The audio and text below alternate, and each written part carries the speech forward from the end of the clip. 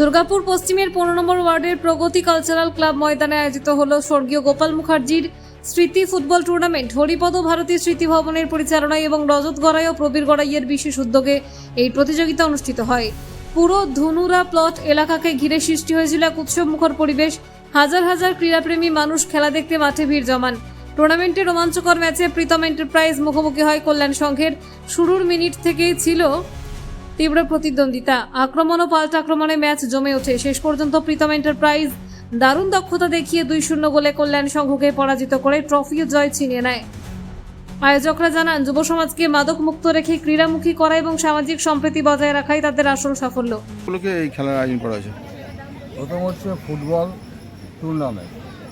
স্বামী বিবেকানন্দের কথা অনুসারেতে যুবশক্তিকে জাগ্রত করতে ফুটবলকেই উনি বলেছিলেন মাঠে নামতে।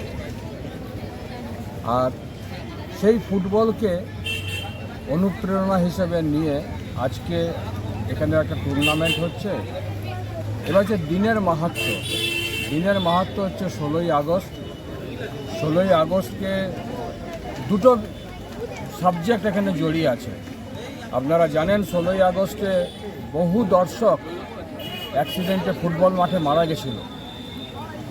আর আরেকটা যেটা মূল বিষয় হচ্ছে এই 16ই আগস্টে ক্যালকাটা কিলিং যেটা ছিল, সেখানে এই যে ব্যক্তি যার নাম করে আজকে টুর্নামেন্ট, গোপাল মুখোপাধ্যায়, ইনি যদি রুখে না দাঁড়াতেন কত বাঙালি হিন্দু যে নিধন হতো, শেষ হয়ে যেত, মানে আরেকটা গঙ্গা তৈরি হতো, রক্তগঙ্গা, হিন্দু বাঙালির রক্তগঙ্গা তৈরি হতো।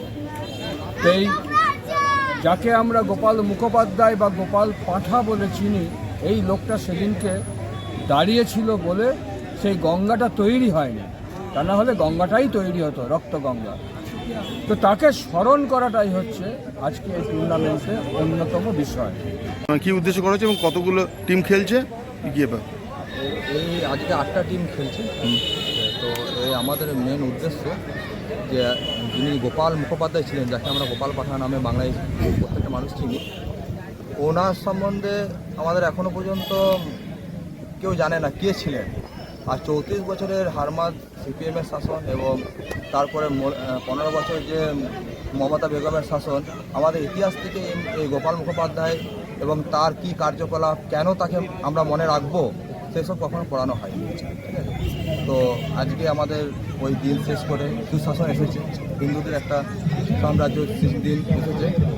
এজন্য আমাদের গোপাল মুখোপাধ্যায় নামে স্মৃতিতে এই কাপটা আমাদের পড়ানো হয়েছে। কাদের পরিচালনা? কাদের পরিচালনা? আমাদের হরিপদ ভারতী শিশু বসতি ভবনের উদ্দেশ্যে পরিচালনায়। কদিন ধরে চলবে এটা? 2 দিন ধরে চলবে।